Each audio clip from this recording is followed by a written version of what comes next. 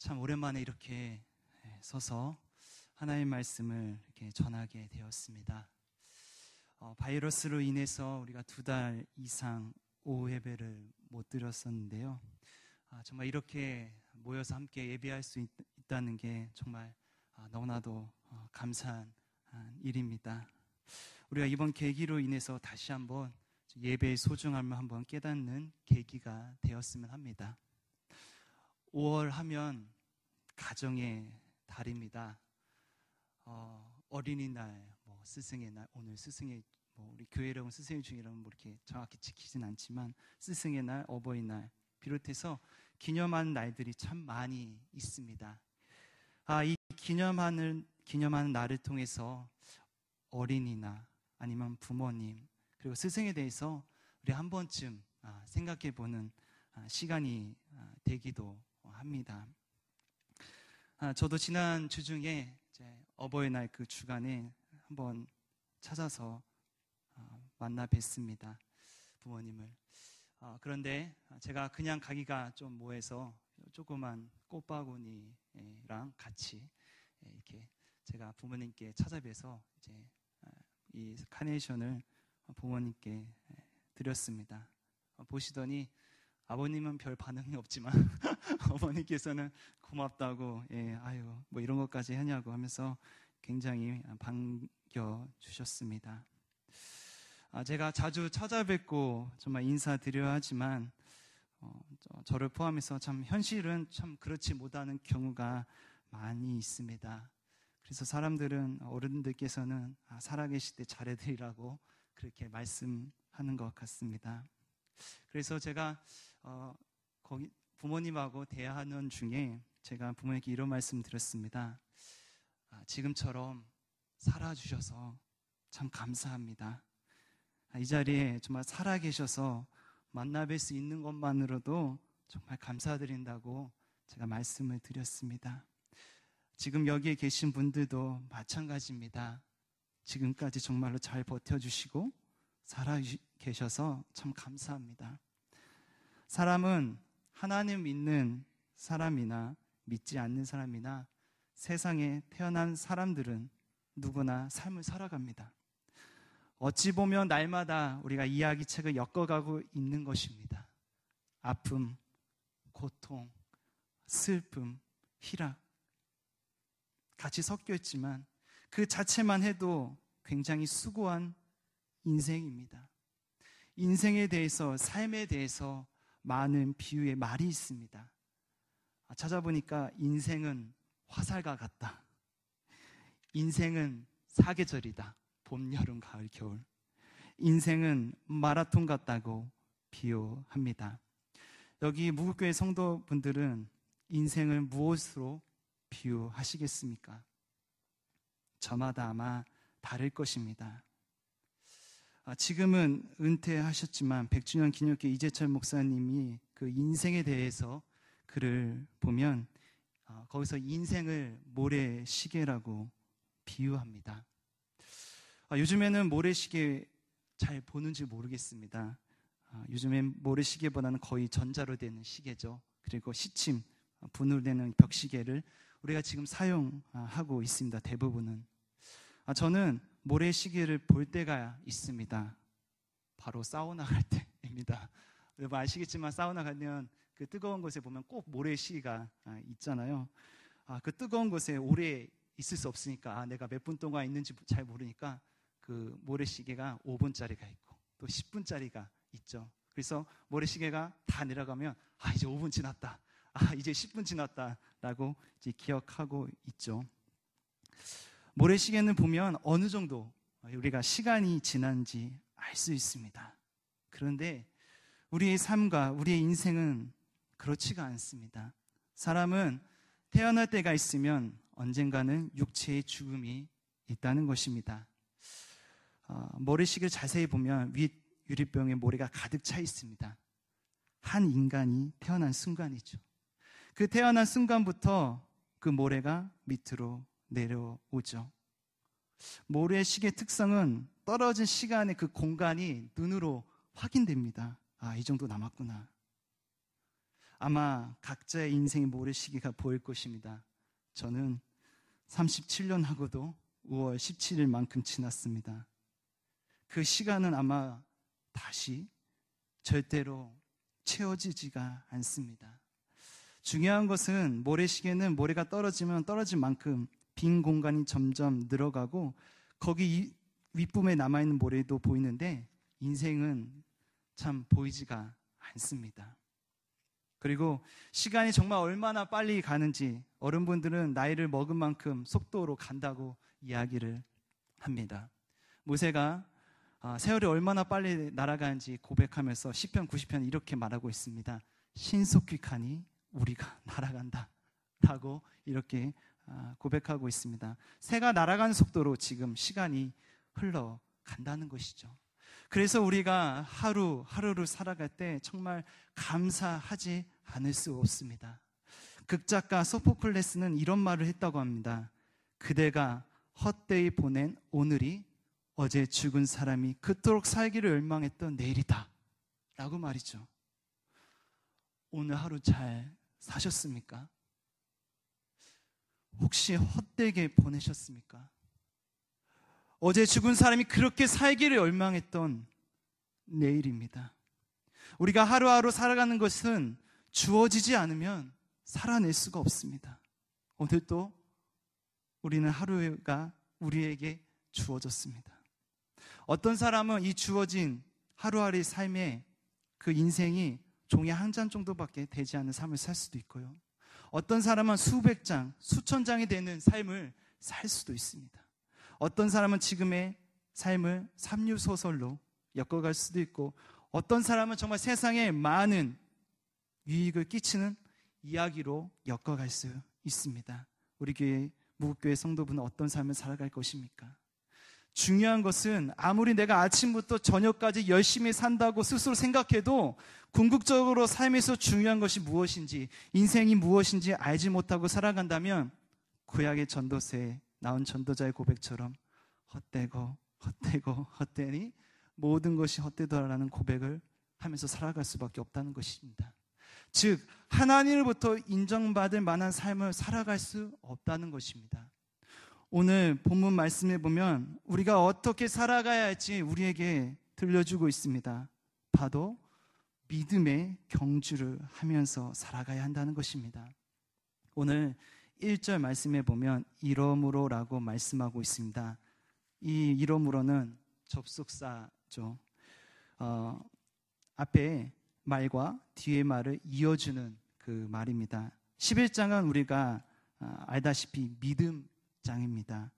믿음이란 무엇입니까? 믿음은요, 내가 꿈꾸고 소망한 것을 달성하기 위한 수단이 아닙니다. 11장 1절 맥락에 따라 이해하면 믿음은 하나님께서 주기로 약속하신 것들의 실상이요 눈에 보이지는 않지만 하나님께서 현실로 마련해 놓은 것들의 증거라고 합니다. 믿음의 대상과 내용은 하나님과 하나님의 약속이라는 것입니다. 우리는 그 약속을 믿고 나아가면 되는 것입니다. 지금 눈에 보이지 않지만 실제로 이루어질 것이라는 것을 우리가 그 약속을 믿고 나아가는 것이 믿음이라는 것입니다. 그러면서 12서 11장에 보면 어떤 사람들이 나옵니까? 많은 구약의 사람들이 등장하죠. 아브라함, 이삭, 야곱, 모세 등 여러 사람들이 나오는 것을 우리가 볼 수 있습니다. 이 사람들의 공통점이 있어요. 시간과 배경은 조금씩 다릅니다. 삶이 어렵고 힘들고 고난의 현장이었습니다. 하지만 이 분들은 믿음으로 굳게 사는 사람들이었습니다. 믿음의 경주를 끝까지 완수한 사람들이죠. 모든 공격과 시험 속에서도 승리하며 살아갔다는 것입니다. 믿음의 길을 절대 포기하지 않았다는 것입니다. 잠시 넘어질 수도 있습니다. 쓰러질 수도 있습니다. 하지만 거기서 멈추는 것이 아니라 다시 일어서서 믿음의 길로 나아갔다는 것입니다.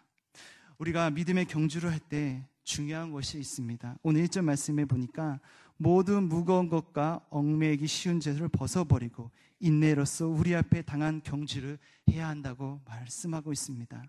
여기서 경주를 사용한 이 단어 악어는 조금 넓게 사용하면 조금 더 정확하게 이야기하면 싸움입니다. 바로 경주를 하기 전에 내적 싸움이죠. 모든 무거운 것과 얽매이기 쉬운 죄를 벗어버린 싸움을 우리가 해야 됩니다. 죄를 떨쳐버려야 한다는 것입니다. 이것이 우리 믿음의 길입니다. 이 믿음의 경주를, 이 믿음의 길을 끝까지 완주해야 되는 것이죠. 이 믿음의 경주 안에, 이 믿음의 삶 가운데 수많은 과정이 이루어져 있습니다. 우리가 복음을 처음 듣는 순간이 있습니다. 그 복음을 받아들이고 이제는 세상의 가치관으로 사는 것이 아니라 하나님의 말씀으로 순종하며 살아가는 것이죠.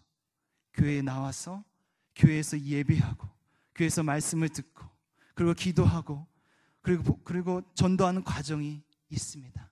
이 수많은 과정을 통해서 하나님께서 세워두신 완성을 향해 달려가는 것입니다. 그런데 우리가 주님과 함께하기보다는 실제로 우리가 어떻게 살아가고 있습니까? 자기가 원하는 대로 우리가 살아가고 있지 않습니까? 육체적인 즐거움에 열광하고 그것을 더 따라갑니다. 이 땅에 사는 동안 각자가 원하는 곳으로 가는 것입니다. 그래서 헤매고 다닙니다. 이것이 진짜 진리의 길인 줄 알고 우리가 방황하고 있는 것입니다. 우리는 바로 가야 됩니다. 믿음의 경주를 해야 된다는 것입니다. 그런데 이 믿음의 경주는요, 혼자 하기에는 힘들 때가 많아요. 우리 혼자 믿음 생활하시는 분들 분명히 있을 것입니다. 얼마나 힘이 드십니까? 혼자 믿음 생활하고 혼자 내가 주님 앞에 나아가는 게 얼마나 어렵습니까? 그래서 믿음의 공동체가 있지 않습니까? 이런 공동체가 있어 믿음의 경주를 할 때 힘을 얻을 수 있고 끝까지 완수할 수 있다는 것입니다. 혼자 할 때는 넘어지면 일어설 수 없지만 함께하면 넘어졌다가도 일어섭니다. 한 명이 쓰러지면 다른 한 명이 일으켜주기 때문이죠. 그런데 우리 그리스도인도 그렇지만 세상 사람들은 네 글자로 이야기합니다. 각자 도생입니다. 제각각 살아가는 것입니다. 그런데요, 우리 믿음의 사람들은 제각각 살아가면 안 됩니다. 서로 밀어주고 이끌어줘야 된다는 것입니다. 힘들면 정말 찾아가고 위로하며 필요한 것이 있다면 나눠주고 격려해 줘야 한다는 것이죠. 우리가 믿음의 경주를 할 때 중요한 것이 있습니다. 그 목표를 바라봐야 됩니다. 무엇을 바라봐야 됩니까? 주님을 바라보며 나아가야 된다는 것입니다. 다른 것에 마음을 빼앗기지 않도록 우리가 해야 된다는 것입니다. 최선을 다해서 힘껏 달리는 것입니다. 그런데 우리가 힘들고 어려워도 주님을 바라보면 그 힘든 것이 그렇게 힘들지 않다는 것입니다. 예수님께서 십자가에 죽으신 후에 부활하신 주님을 만난 제자들은 그 이전의 모습과는 완전히 다른 모습으로 나아갔습니다. 그 이유는 바로 성령의 충만함을 받았기 때문입니다. 우리가 잘 아는 사도행전 1장 8절 말씀에 보면 이렇게 말씀하고 있습니다. 오직 성령이 너희에게 임하시면 너희가 권능을 받고 예루살렘과 온 유대와 사마리아 땅끝까지 이르러 내 증인이 되리라 하시니라. 성령의 사람은 자기 뜻대로 살지 않습니다. 성령의 뜻대로 살아갑니다. 하나님의 사람답게 살아갑니다. 우리가 한 나라에 어떤 지위를 맡게 되면 그 지위에 맞게 살아야 합니다. 만약 그렇게 살기 싫다면, 그렇게 살기 어렵다면 그 지위를 담당하기가 어려울 것이고 또 포기하고 싶을 것입니다. 이 세상에 우리는 모두 하나님의 복음을 전하는 증인들이라는 것입니다. 증인이면 증인답게 우리가 살아야 한다는 것이죠. 예수님을 알지 못하는 사람들에게 복음을 전해야 된다는 것입니다. 혹시 지금 우리가 믿음의 길을 가시는 분들 중에 주변에서 교회를 떠나고자 하는 영혼이 있다면 붙잡아야 됩니다. 그 영혼이 돌아올 수 있도록 기도해야 된다는 것입니다. 그리고 그 영혼을 위해서 도와주어야 한다는 것입니다. 우리가 성령 충만한다고 이야기는 하지만 어떤 막 기분 좋고 어떤 오늘 너무 좋다 그런 것이 아닙니다. 성령이 충만한 사람에게 나타나는 현상이 있습니다. 첫 번째로는 믿음의 의심이 사라지고 확신이 생긴다는 것입니다. 예수님을 증거하는 전도의 능력을 받아서 복음을 전하고 싶어 한다는 것입니다. 또한 기도의 능력을 받는다는 것입니다. 또한 원수를 사랑하고 용서하는 힘이 생긴다는 것입니다. 또한 하나님의 나라와 교회를 위해 헌신할, 봉사할 능력을 얻게 된다는 것입니다. 이것이 성령의 충만하게 삶을 살아가는 또 성경의 약속이라는 것입니다. 우리는 믿음의 경주를 할 때 열정이 필요합니다. 주님을 향한 열정이 정말 있습니까? 마태복음 26장에 보면 옥합을 깨트린 여자가 나옵니다. 어느 날 예수님은 베다니에 사는 나병 환자 시몬의 집에 머무르고 있었습니다. 그때 한 여자가 매우 귀한 향유 옥합을 가지고 와서는 식사를 하고 계시는 예수님의 머리 위에 부었습니다. 그러자 제자들은 뭐라고 합니다. 마태복음 26장 8절에서 9절 말씀 이렇게 말씀하고 있습니다. 무슨 의도로 이것을 허비하느냐? 이것을 비싼 값에 팔아 가난한 자들에게 줄 수 있었겠도다. 제자들은 그 여자를 비난하며 얘기합니다. 하지만 이 여인에게는 그것이 문제가 되지 않습니다. 예수님을 향한 사랑과 열정이 너무나도 크기 때문입니다. 제자들과 이 여자의 시선은 전혀 다른 것입니다. 사탄은요, 우리를 계속 주님과 멀어지게 합니다. 사탄은 우리의 삶에 끊임없이 죄의 덫을 놓습니다. 이 죄의 덫은요, 걸려 넘어뜨리기 위함입니다. 그 이유는 분명합니다. 주님의 사랑과 그 열정을 빼앗으려고 하는 것입니다. 우리가 죄로 인해 덫에 걸리게 해서 이제는 주님과 멀어지고 세상 쪽으로 빠지게 하기 위해서라는 것입니다. 그래서 우리는 주님을 향한 열정을 손에서 놓쳐서는 안 됩니다. 더더욱 이 사탄의 덫을 두려워하면 안 된다는 것입니다. 그리스도인은 인내함으로 우리가 경주해야 됩니다. 우리가 경주를 할 때는 중요한 것이 있습니다. 바로 방향입니다. 러시아의 문호 톨스토이는 이런 말을 했습니다. 길을 걸어가려면 자기가 어디로 가야 하는지 알아야 한다. 이와 비슷하게 사람은 속도가 아니라 방향입니다. 우리가 여기서 대구나 부산을 가려면 어느 쪽으로 가야 합니까? 남쪽으로 가야 하죠. 동쪽으로 가면 안 됩니다. 북쪽으로 가면 안 됩니다. 갈 방향은 남쪽으로 가야 된다는 것입니다. 마찬가지로 그리스도인이 가야 할 방향은 세상이 아닙니다. 바로 예수님이시라는 것이죠. 히브리서 기자는 오늘 바라봐야 할 분이 바로 예수님이라고 말씀하고 있습니다. 히브리서 12장 2절 말씀에 믿음의 주요 또 온전하게 하신 이인 예수를 바라보자 라고 말입니다. 방향에는 오차가 있으면 안 됩니다. 실수가 있어서도 안 됩니다. 방향은 정확해야 됩니다. 귀한 향유 옥합을 깨뜨린 여자의 방향은 예수님이었습니다. 하지만 제자들의 방향은 예수님이 아니었어요. 사람이었어요. 그래서 예수님이 제자들을 꾸짖었습니다. 그래서 우리의 삶은 방향은 정확히 예수님이어야 된다는 것입니다.